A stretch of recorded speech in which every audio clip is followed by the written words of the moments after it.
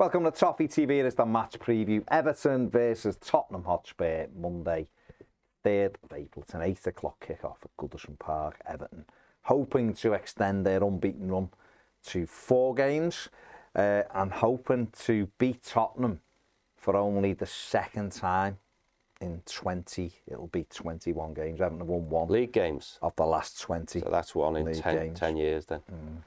Which was thereabouts. Dominic Calvert-Lewin's header the last time Everton beat Spurs at Goodison Park. It took goals from Stephen Pienaar and Nikita Jelavic, both in injury time, to beat Tottenham 2-1 after a Clint Dempsey deflected goal had given Spurs the lead. Those names, eh? Yeah, David Moyes was Everton manager. So Jelavic. Yeah. Nikita Jelavic. John, obviously, last time out, Everton Second touch was a goal. It was. Well, second touch was celebration. Was the actual thing. First touch was his goal.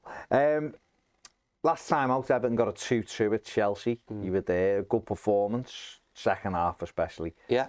Good resilience. Yeah. Missed opportunity. Possibly. But with there, like I just said, we've had 3 games unbeaten now. But we're playing against a team that has just parted ways with their manager Antonio Conte. So does that make it more difficult, less difficult, or the same? Same, as isn't what it? It was? Particularly as Conte had his medical problems, and so he hadn't been there for a while anyway, I think. So, and I guess his assistant, who's now the manager, was the guy who was running the show while he was away. Yeah, well, I mean, he was back, wasn't he, for the couple of games? He was certainly in charge last time out when he were 3-1 up at Southampton. Then he had, obviously, his outburst after that, which kind of sealed his fate. But you're right, yeah, they have Sterlini and Ryan Mason that took games while he was away, having his gallbladder taken out and all that. I just think that, particularly at home, some of the teams, like Arsenal, for example, and the teams we've played, we just play our game, don't we? I think a different Tottenham and a different us, and it would be a so-called expected loss, wouldn't it, at home? I think the difference is potentially, particularly recently, is it's hard to see them not scoring, and we've still got to get over that hump, which we sort of did at Chelsea, whereby if we go behind, then that's it, type of thing. So, quietly optimistic.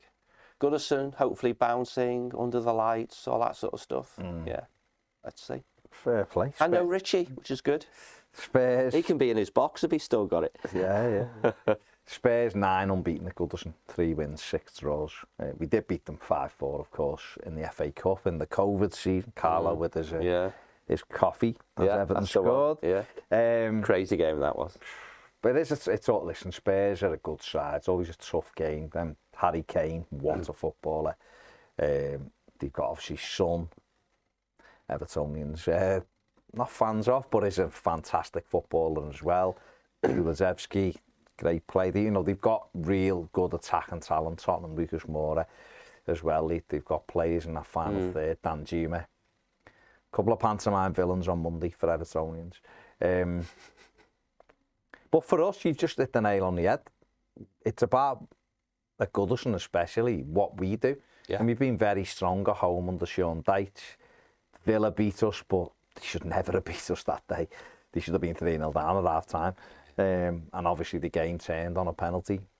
And they went on, fair play, they went on and won the game. But Everton's other 3 games, all worthy winners. Brentford was a different type of win. We had to, first half again, should have put the game to bed. We should have been 3-0 up at the break, and we weren't. Second half was a different type of battling performance. Leeds was as comfortable as a home win as you'll get, and Arsenal was an excellent battling performance. And even in that game, Everton could have scored 2 or 3. That's true. But deserved winners. So in general, at home, we've done quite well, and we're going to have to probably put in almost like a Arsenal type performance, I think, if we are to come out on top against Spurs on Monday. No, I think you're right, and what the manager's been trying to do, isn't it? He's been trying to build their mental strength up, and he's getting he's talking today in his press conference about indicators, wasn't he? And stuff like that. And a good indicator was the Chelsea game. And I think it was, missed opportunities simply because we gave a reasonably soft penalty away when we were in the ascendancy and feeling quite buoyant. And then, of course, we get an equaliser anyway, which not that long ago, even probably under Deitch, we might still have thought if we go behind, particularly against a quality team, if we have to open up a little bit, they'll exploit that. We'll, that's when we start getting battered like we did away at Arsenal, for example. So that's the little blip to say it's not in their DNA yet to be robust. But yeah, I think they all have to turn up. They all have to do their jobs. The manager, I'm not convinced he can keep getting away with running 11 players into the ground with 10 minutes to go, because I think when they refresh off the bench, they won't have particularly big drop-off in capability. And your Dan Jumas of this world, who may be one of those who comes off the bench if he doesn't start, would be with a point to prove and pace to burn against people like Michael Keane, who can't turn on the best of days. But by then, if we have anything like some of the performances you've just outlined, it might not matter, because I think they're not defensively great. I was just looking there, they've conceded as many goals now as they did in the whole of last season. It's the most goals they've shipped in the opening 28 games of a league campaign since 2007 and 8. So they aren't doing particularly well defensively. I think the goalkeeper's an issue for them, whether that's Fraser Forster, Hugo Lloris is well, they had to take Lloris out, didn't they? He's on the way, he's on the decline anyway. They will be looking for a goalie in the summer. Jordan Pickford obviously has been mentioned with Spurs quite a few times. That might change again now, depending on who they bring in as manager. But that's an area Everton can get at Spurs, absolutely. I think so, yeah. The thing for them is we don't score a lot of goals. We have scored 5 in our last 3, which is quite a lot for us. But Everton do have since Sean Dyche come in, there's only 4 teams with a higher XG, expected goals, than Everton. So we're creating a lot more chances under Dyche, a lot more better opportunities. And Spurs do give you chances to score goals. Southampton, who don't really score goals, for 3 past them last time out. So Everton have got an opportunity. It's a big game. I do still think Spurs are, I know they're 4th at the moment. They could be 5th by the time this game kicks off, because Newcastle play over the weekend. Regardless of this result on Monday, I do feel like Spurs will be 100% in that fight for that top 4, and I think they will finish in the top 4. Monday might just represent a good opportunity for Everton just to catch them catch them before. Because I think once they get back to playing week after week, I think they will get results that they need with the ability they've got. So Monday might be the best opportunity for us to get that elusive win against them at Goodison Park. But it'll be a very, very difficult game for Everton. It will, and let's put away that soft claim thing. It's not claim because it's based on fact, but this one of the highest XGs. It's AGs that we want, actual goals. Well, people will say AG will be assisted goals. Well, whatever. But, real goals. Oh, G. Just G. Just goals. Just goals. Will be the one. And you would say, wouldn't you, eventually we're going to have a high XG in a game and actually score more than that. And so, let's get all very optimistic and say, do that on Monday, lads, and we'll all be very, very happy. Let's just catch Spurs at just but let's one of them days. Perform to the whatever plan the managers come up with. And I think we're getting into one thing which is good is, notwithstanding the outliers like Arsenal, and from a result, the result against Villa wasn't good, but the performance was okay. Decent, And when we've talked on these previews, it's all about the performance. And if you keep getting the performances, eventually the results come. Go, And we're getting a level of consistency now, I think. I don't think... God, I'm going to.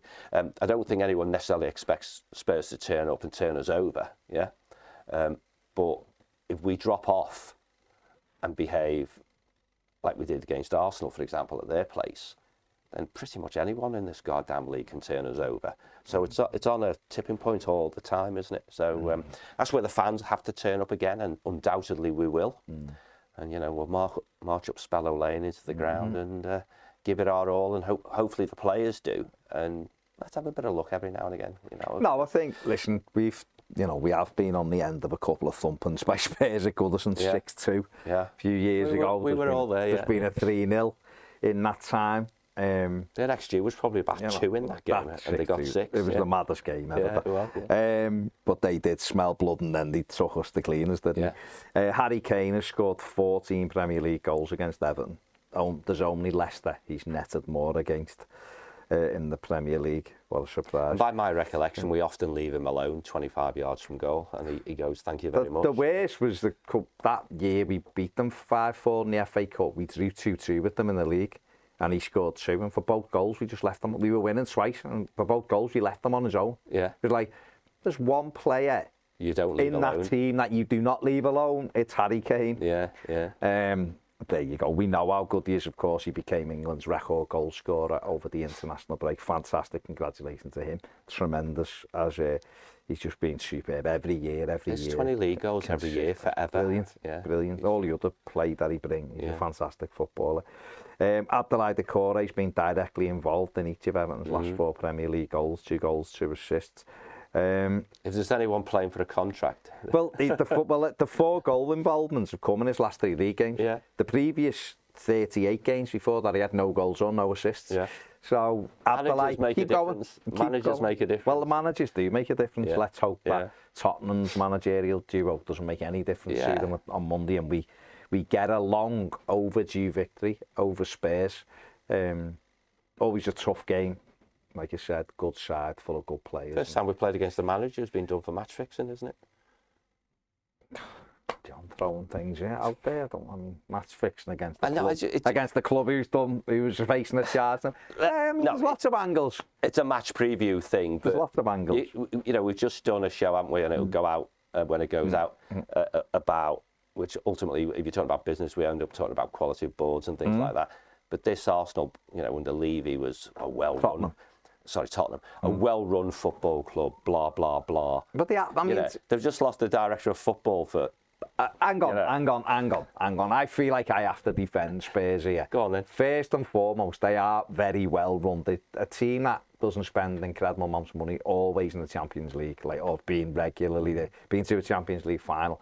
They haven't won something, they haven't got over the line. There's a little bit of kinship with Everton there. Sometimes I feel like they're just not quite able to do it. But the stuff that is going on at Tottenham in terms of, the director of football, was stuff that was done while he was in Italy, not at Spurs. It's nothing to do. He is director of football at Tottenham, but it was stuff that I know it was at Juventus. No, it was. I know it was. Yeah, I just think they've got off-field stuff that's a distraction as well. And no, they have, of course they have. People talk about, and in fact, our manager in the press conference today, didn't he, about off-field stuff impacting the team and all that sort of stuff. So let's hopefully it takes a little bit of an edge off them as well then, because it is interesting. Yeah, no, let's be honest, in our predicament, we need everything going in our way to get out of this mess.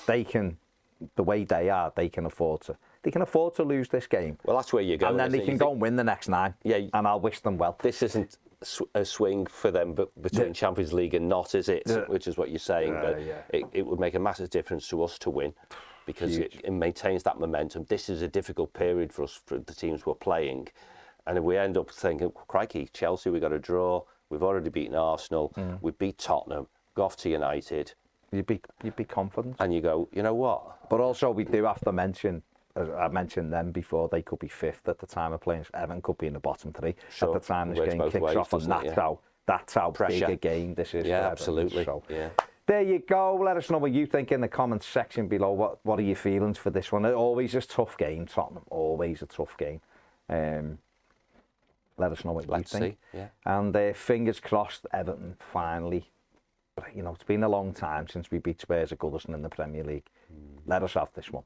Come on, we need it. See you later.